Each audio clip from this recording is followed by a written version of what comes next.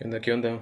Entonces, el día de hoy va a ser un poco de programación orientada a objetos con C++.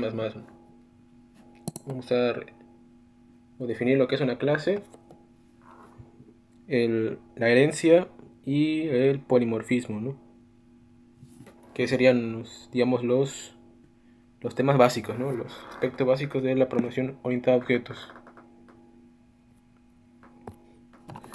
Entonces, vamos a abrir un archivo. Creo que sí ya existe.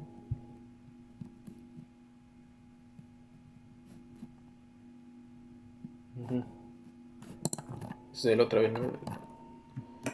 La otra clase.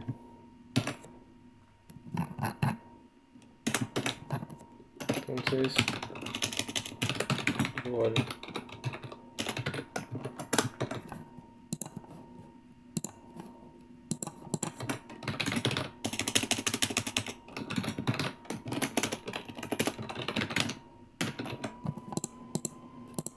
Incluimos eso. Y para definir una clase aquí, pensemos es la palabra reservada class. O bien podéis usar la palabra reservada struct, que es prácticamente lo mismo que una clase. Solo que hay una diferencia ahí que, pues todavía primero hay que explicar unas cosas antes de ver por qué son diferentes, ¿no? O sea, por qué son iguales, pero solo se diferencian en una cosa que no tiene mucha importancia. Entonces, tenemos la palabra class y pues, por ejemplo, podemos ponerle nombre de persona, ¿no? Pero antes, ¿cuál sería la definición de una clase? Pues una clase es un tipo de molde, ¿no? De molde para construir objetos. Por ejemplo, para construir objetos en la clase persona, pues ¿qué se necesitan? ¿Qué atributos tiene la clase persona? Pues tiene una edad, ¿no? Tiene un nombre y tiene un género, ¿no? Que es femenino o masculino. Entonces esos son los, digamos, los atributos de una persona, ¿no? Entonces cuando tú quieras crear una persona, pues tienes que pasarle una edad, un nombre y un género, ¿no? Digamos que esa sería la clase, que es el molde para poder construir todas las personas que tú quieras, ¿no? Pero aquí en C++ también puedes poner public y private, ¿no? Esto separa, en public puedes tener variables públicas o funciones públicas, ¿no? Y en private también lo mismo, ¿no? Pero ¿cuál sería la diferencia entre public y private? O sea, todo lo que sea público vas a poder acceder a eso con o al menos la variable con el nombre del objeto que le diste, punto, ¿no? Por ejemplo, quieres acceder a edad, pues le pones punto, ¿no? Punto edad. O si por aquí hubiera una función, entonces esa función es accesible desde aquí, ¿no? Con punto. Pero si tú, por ejemplo, pones esto en privado, no puedes acceder a estos campos con la sintaxis de punto, porque son privados. Tampoco las funciones, o sea, no podría, si esta función de clave es privada, tampoco podrías acceder con la sintaxis de punto, ¿no? Entonces, esa es la diferencia entre public y private. Lo que es público, digamos que se puede acceder con las instancias de punto, ¿no? Y si es privado, pues no se puede. No se puede. Sin ninguna forma, ¿no? Esa es la diferencia entre public y private. Entonces, ahora, ¿cómo lo hacemos para construir objetos de esta clase, ¿no? Es decir, un objeto, pues, una instancia de la clase, ¿no? Es decir, si tuviéramos un Pedro y después un Pablo, pues cada uno es un objeto, ¿no? Y para construir ese objeto, pues lo usual es tener el constructor de la clase, que se llama igual que la clase, ¿no? Esa es una de sus particularidades, ¿no? Que se llama igual que la clase el constructor. Entonces, también lo usual es pasarle los parámetros al constructor para inicializar estos valores, ¿no? Porque aquí no están inicializados, entonces se le puede pasar por parámetros al constructor, ¿no?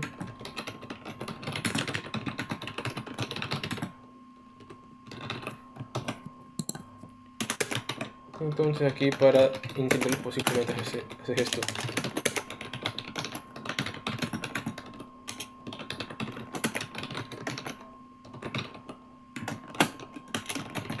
Y ya con eso pues para poder construir o instanciar esta clase vas a tener que llamar al constructor, el cual recibe una edad, un nombre, un género, ¿no? Que son los atributos que son comunes a todas las personas, ¿no? Porque, digamos, la clase persona pues es algo más, es algo general, ¿no? Y por ejemplo el objeto Pedro es algo concreto, algo específico, ¿no? Esa es una clase, ¿no? Es una idea general, ¿no? Y una instancia de la clase pues es algo más concreto. Entonces, por ejemplo, aquí, ¿por qué se le pone this y esta flecha? Bueno, lo que hace this es hacer referencia a este objeto, ¿no? Es decir, cuando pones P1, el this va a hacer referencia a ese P1, ¿no? O sea, ese this hace referencia al objeto en sí, ¿no? Que se está creando o que se está por crear, ¿no? Entonces, si tienes un objeto, pues va a tener, con this hace referencia a ese mismo objeto. Entonces puedes acceder a sus variables, ¿no? Como esta de aquí o esta o a las que sean. Pero esto de aquí ya hace referencia a esta variable. O sea, sin ambigüedad. Porque aquí tienes una variable que se llama igual que esta. Entonces si quieres inicializar esta de acá, que se llama igual, no podrías, ¿no? O sea, no vas a inicializar este valor, sino simplemente este de aquí, que es una copia de lo que tú le pasas. Por lo tanto, este valor no se va a modificar nunca, ¿no? Solo este de aquí, que es una copia. Entonces, con this y la flecha hace referencia a este atributo, que es el atributo del objeto, ¿no? Entonces ya puedes inicializarlo, ¿no? Puedes darle igual a edad y ya se inicializa. Y lo mismo con el nombre y con el género. Tienes que poner el this, si no, pues si no va a haber una ambigüedad y no va a estar inicializando los atributos que son estos acá. Entonces si tú compilas esto así,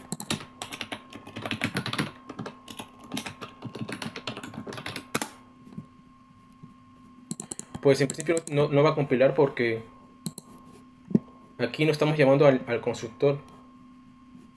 Es decir, cuando tú pones así P1 sin nada, porque para construir tienes que pasarle los parámetros, ¿no? Con paréntesis, entre paréntesis los parámetros, ¿no? Pero aquí no estás poniendo paréntesis ni nada. Entonces, cuando haces esto, pues estás llamando al constructor que no recibe ningún parámetro, ¿no? Pero ese constructor no existe. El único que existe es este que recibe estos parámetros, ¿no? Entonces tienes que agregarlo por ahí también, el constructor vacío. Y ya está, ¿no? Pues con eso sí debería compilar. Ahí está, ya compiló. Y le puedes dar... Pero ¿por qué se permite? Porque digamos que los constructores son funciones, ¿no? Son funciones. No, pues es una función especial que te regresa a un objeto de la clase, ¿no? Es una función especial.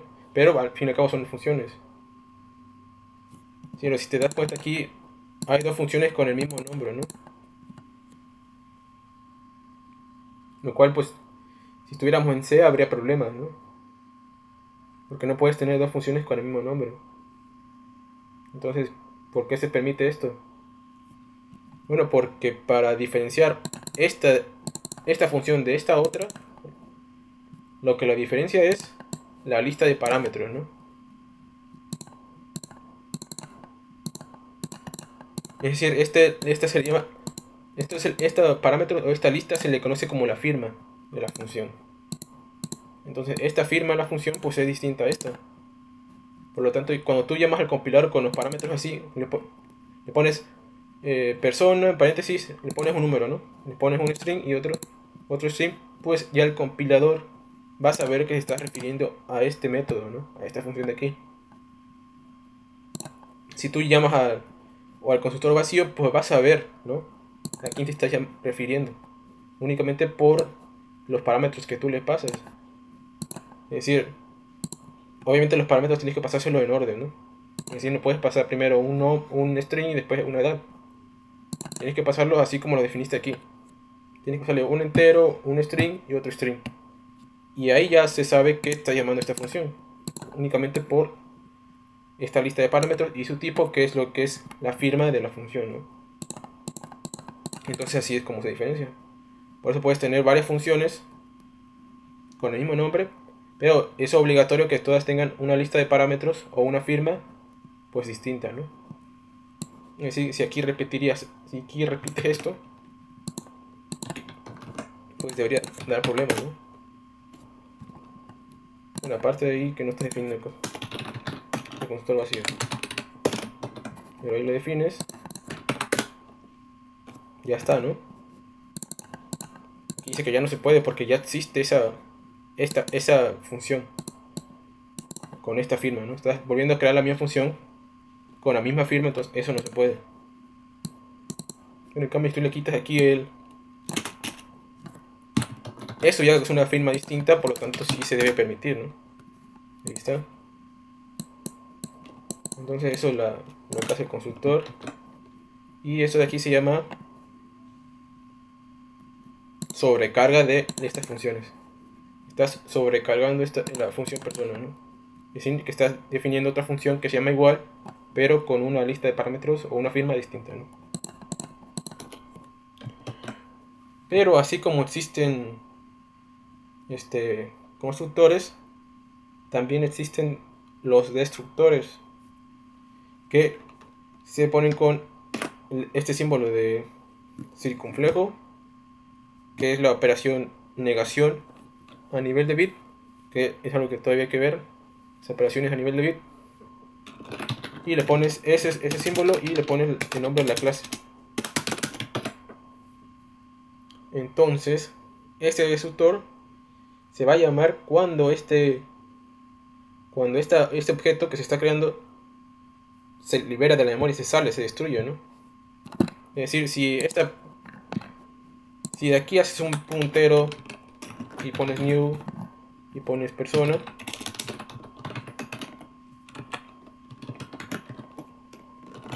ingeniero Oscar, y pones que es masculino, ¿no? Entonces se va a llamar al destructor de esta función cuando hagas un delete de este objeto, ¿no? Recuerda que estamos haciendo new, por lo tanto hay que hacer un delete. Si no hacemos un delete, entonces estamos haciendo fugas de memoria, son memory leaks, porque no estamos liberando la memoria que no estamos usando. Entonces, si no liberas memoria que no usas, estás desperdiciando la memoria. Por eso hay que hacer delete. Cada vez que se haga un new, hay que hacer un delete, por eso. Si no, pues hay problemas, ¿no? Entonces, aquí por ejemplo, vamos a decir que se está destruyendo el objeto.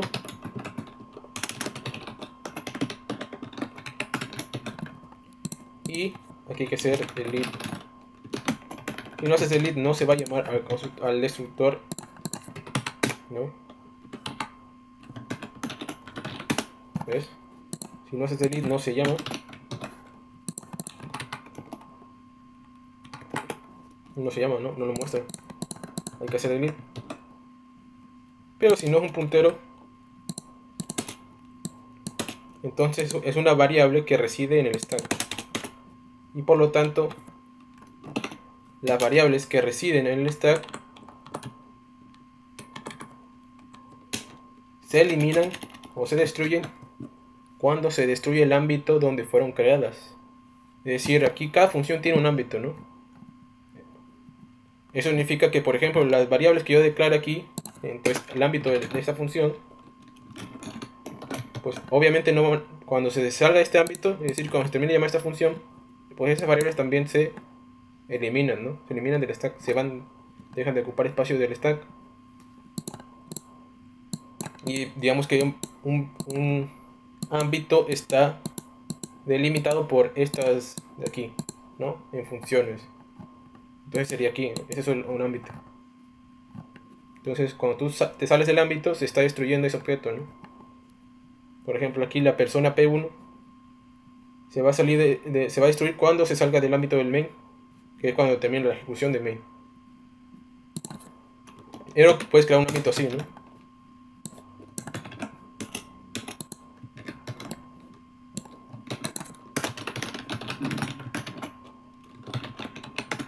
Entonces, ¿qué se va a mostrar primero? ¿Esto o esto de acá? Pues primero se muestra aquí, ¿no? Porque esa variable P1 se destruye cuando se sale del ámbito, donde fue declarada que fue en este ámbito, ¿no? En la línea 32 ese ámbito ya no existe.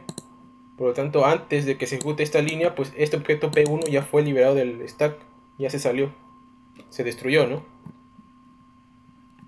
Pero bueno, ese destructor no es una función así que nomás existe porque sí, sino que existe para poder liberar los recursos que tú le pediste al sistema operativo, ¿no? O sea, la memoria dinámica que tú usaste para este objeto. Es decir, tú puedes crear aquí un puntero y darle o sea, pedir memoria al sistema operativo, ¿no? Si tú no haces delete en persona, entonces no se va a eliminar data, la memoria de data no se va a liberar, ¿no? Entonces tenemos otra vez el problema de que tenemos una fuga, una fuga de memoria. Entonces esa es la utilidad del destructor, que ahí mismo tienes que llamar a todos los deletes, ¿no? Tienes que liberar toda la memoria que reservaste tú. O sea que una vez pones aquí delete data, una vez que tú haces esto, entonces cuando se destruye P1, se llama el destructor donde se está eliminando la memoria que tú reservaste para data, ¿no? Entonces ahí ya te ahorras tú de liberarlo aparte, ¿no? Y a lo mejor todo lo que sea delete pues le pones en destructor, ¿no? Y así es. Esa es, digamos, la utilidad del delete, que es pues eliminar toda la memoria que usaste, ¿no? Para el objeto que acabaste de crear, ¿no? Que creaste.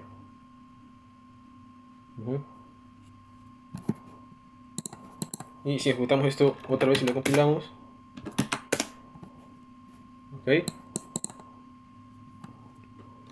y si ejecutamos este comando, que este comando es para ver si hubo fugas de memoria, ¿no? Si hubo ahí, si reservaste memoria y no la eliminaste, ahí estos problemas te lo muestra aquí con este programa de Valgrind.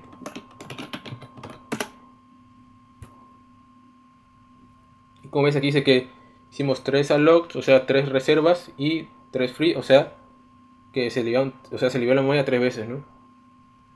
Por lo tanto no hubo ningún byte que se desperdició, todo fue liberado, ¿no? Pero si tú aquí no haces el delete,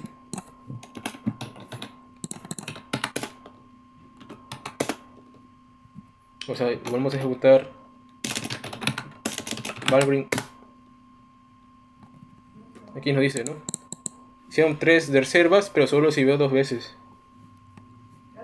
Por lo tanto, pues estamos perdiendo memoria, ¿no? Estamos perdiendo esta cantidad de bytes, que justamente es esto por 4, porque cada entero son 4 bytes, ¿no? O sea que te perdiste esa cantidad de bytes, 4044, ¿no? Que es una fuga de memoria.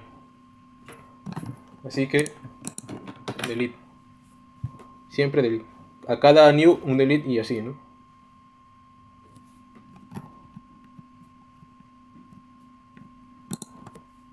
Entonces lo siguiente es que, o sea, ya en los proyectos de C++, una aplicación de C++ que hagas, pues lo mejor sería poner la clase, ponerla en un archivo aparte, ¿no? Entonces eso es lo que hay que hacer. Podemos definir una clase, o sea, un archivo .h que es los archivos de cabecera, donde aquí vamos a poner la clase, ¿no? Y vamos a tener un persona.cpp donde vamos a definir lo que hace cada método de la clase persona, ¿no? O sea, a estas funciones también se le llaman métodos. Entonces copiarías todo esto de aquí, ¿no?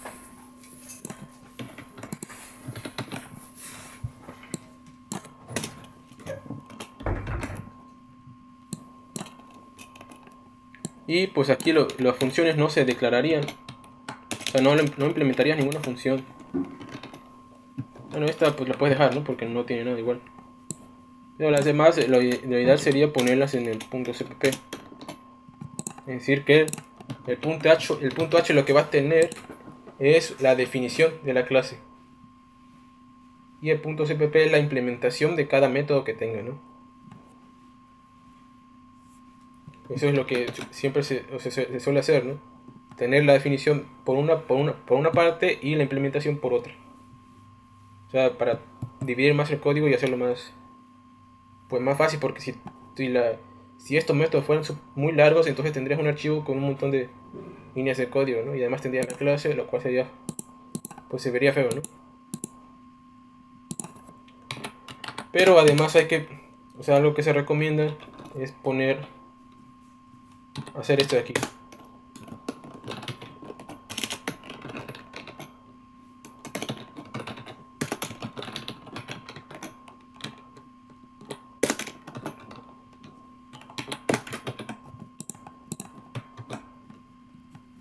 Porque esto nos va a evitar que, por ejemplo, las variables estáticas que tú defines aquí se vuelvan a incluir.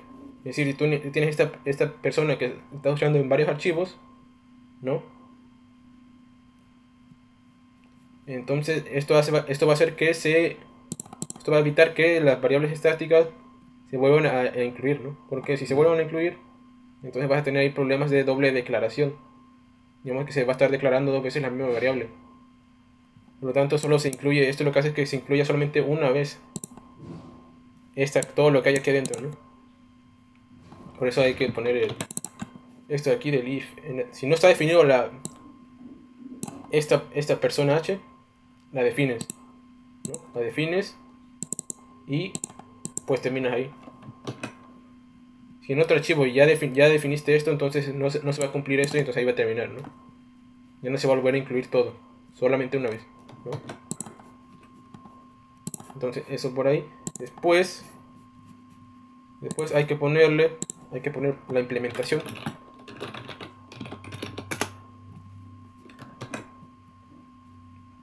Y como estamos en la misma ruta que donde está persona.h, pues podemos incluir así. Aquí se pone comilla, si estuviera en otra ruta, pues tendrías que ponerle la ruta completa, ¿no? O la ruta relativa, ¿no? La ruta completa sería, por ejemplo, aquí, en este caso estoy ahí. Esa es la ruta completa. Pero, por ejemplo, si yo estoy en una carpeta, la ruta relativa hacia home, hacia esta ruta, a partir de descarga sería esa, ¿no? Si hago eso, me manda hacia la home, que es donde estaba antes, ¿no? Es decir, esta es una ruta relativa a partir de la carpeta de descargas. Y la otra es una ruta absoluta. Aquí podrías poner una ruta absoluta o una ruta relativa, como es esta de aquí, ¿no? Entonces, aquí lo que haces es, para poder ir definiendo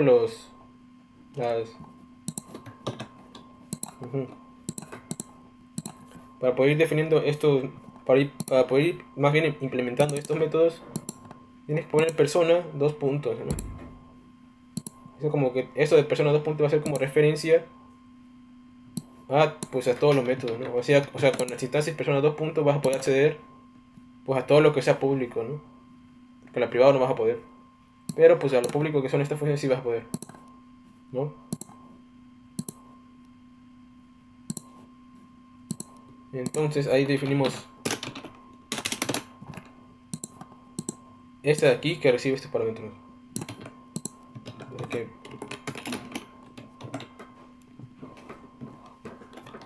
Y aquí hacemos lo que habíamos hecho, lo que habíamos hecho antes.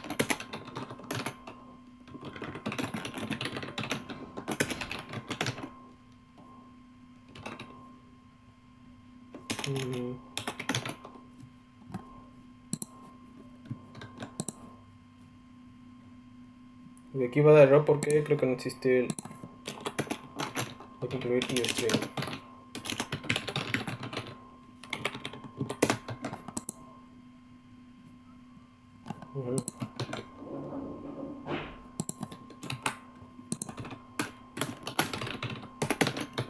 Y ya está, ¿no? Y el destructor, bueno, el destructor pues nada más es poner persona.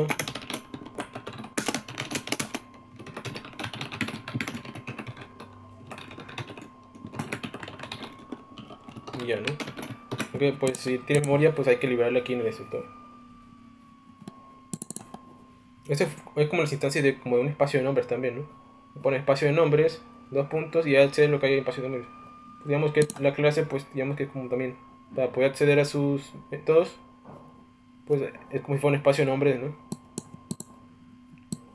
Donde puedes acceder a esta función de acá, ¿no?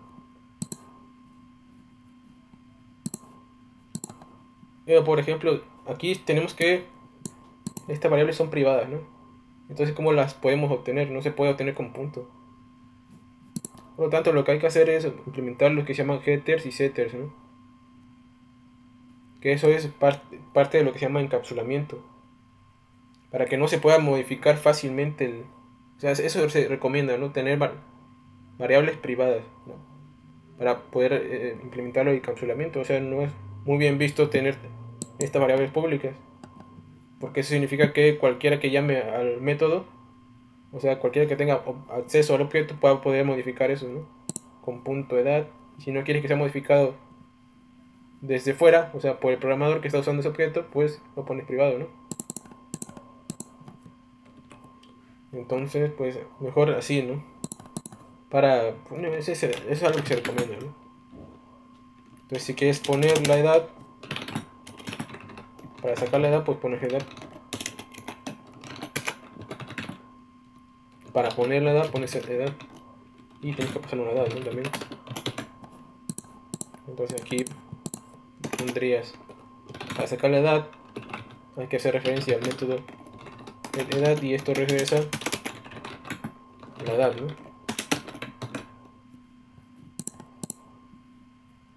Es decir, una vez que tú haces eso, pues dentro del misma función, pues como que ya puedes, o como que puedes acceder a las variables de la clase, ¿no?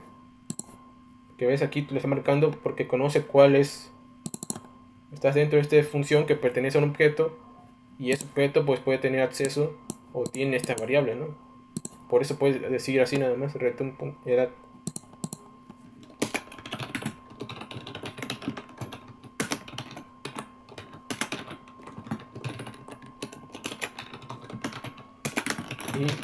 Y así, ¿no?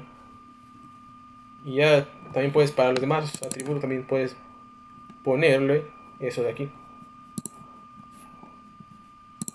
Porque de hecho vamos a ver que esto realmente sí se ocupa, porque si no te vamos a SFML, que es la librería para hacer gráficos, para hacer juegos, y vamos al API o a la documentación. Por ejemplo, aquí podemos ver las clases que hay. Una clase que yo uso es pues la de render window.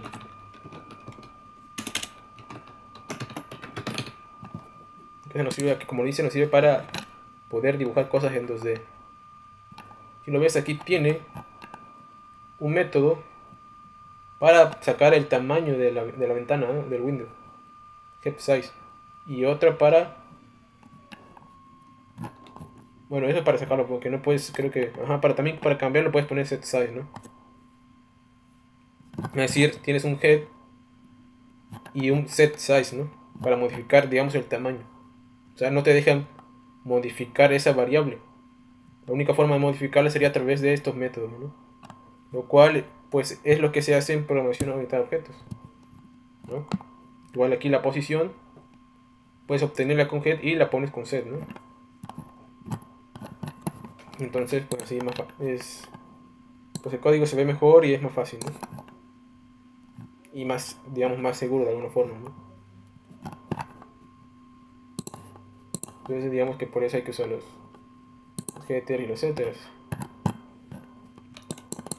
Y pues aquí podemos cerrar esto y pues podemos incluir, ¿no? Incluye persona.h p1, ponemos la edad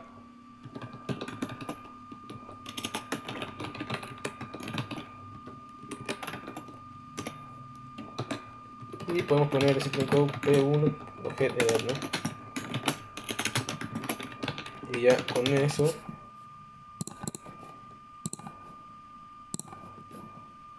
ya accedes. Ok, no te permite compilar porque no estás agregando el persona.cpp, ¿no? Ahí ya te permite compilar y ya, ¿no? Tiene 22. Entonces, ese sería, digamos, que hay que separar esto. O sea, las clases hay que ponerlas en un archivo y su implementación en otro. Hay que poner estos en fdef para no incluir las cosas como las variables estáticas. Si incluyes esto varias veces, lo incluyes, ¿no? Es para no evitar problemas ahí de que no vaya a compilar, pues pones eso de ahí. Y creo que de eso va a ser todo por el día de hoy, porque lo siguiente va a ser explicar lo de la herencia, el polimorfismo y si explico ahorita eso va a ser bastante más tardado el video, ¿no? Mejor así, mejor para que los videos sean más cortos. Y ahí después también va a ser lo de las operaciones a nivel de bit, ¿no? Que también es algo que hay que saber, ¿no? Entonces ya nos vemos en la siguiente clase.